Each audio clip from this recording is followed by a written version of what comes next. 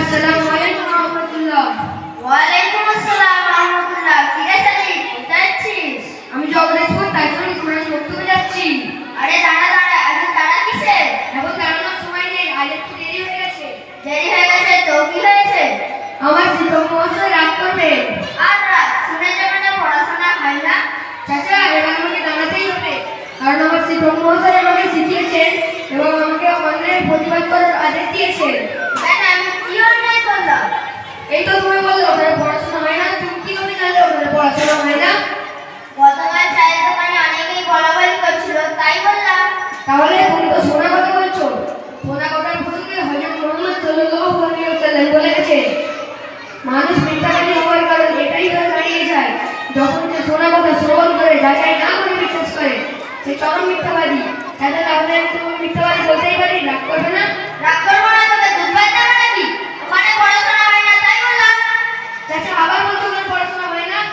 কি জানো তুমি? প্রথম কলেমাটা বলো তো শুনি তাহলে। ও, প্রথম কালেমা? তাহলে শোন।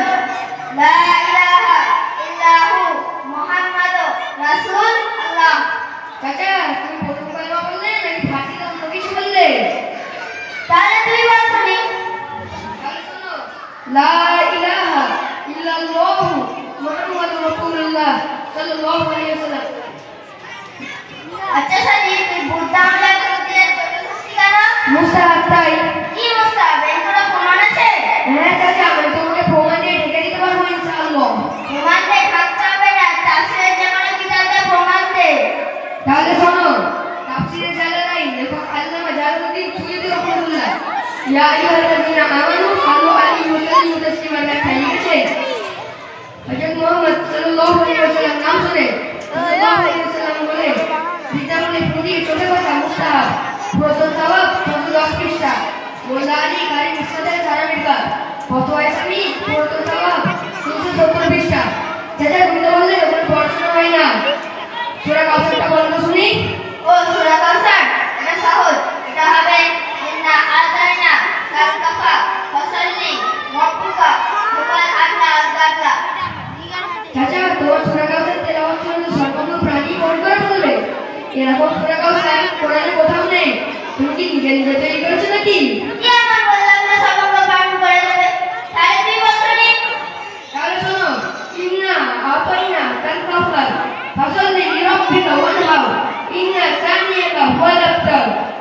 চাচা, তোমার কাছে ছোট হয়ে আমি একটা কথা বলি, তুমি নিজে কিছু জানো না এবং অন্যের ভুল ধরো, এটা কিন্তু মুনাফিকের আলামত।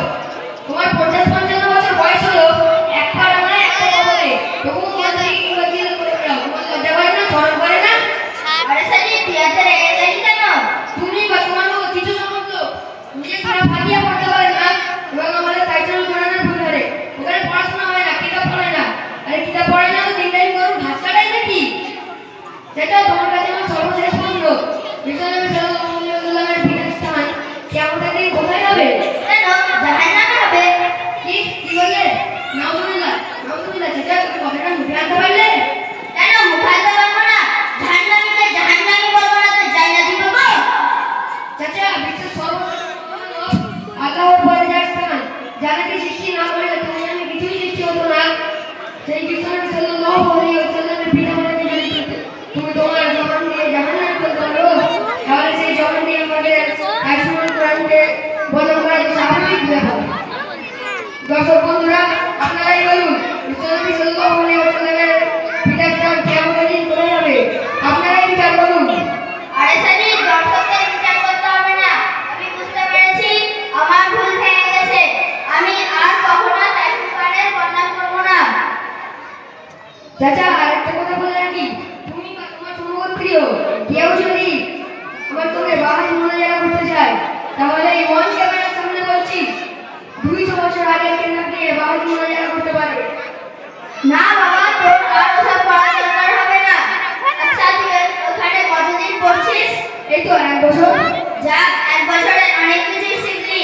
আমি কথা দিচ্ছি, আজ থেকে যতদিন বাঁচবো ততদিন কোনো শিক্ষা প্রতিষ্ঠানকে বদনাম করবো না। আমি আল্লাহর কাছে তওবা করবো। চাচা, তাহলে আসি। চল।